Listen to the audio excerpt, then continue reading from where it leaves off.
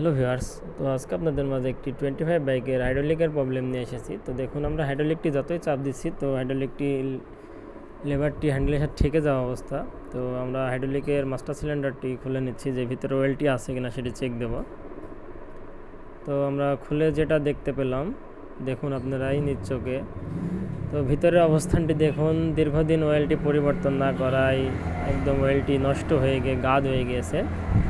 মূলত সমস্যা এটাই।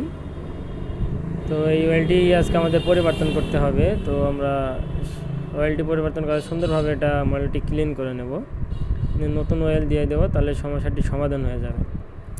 যাদের বাইকের এরকম সমস্যা আছে তারা চলে আসতে পারেন আমাদের কাছে।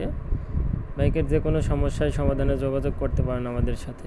দেখে আমরা সুন্দরভাবে ক্লিন করে নতুন ওয়েল দিয়ে নিচ্ছি, তাহলে বাইকটি ঠিক আগের মতো হয়ে যাবে।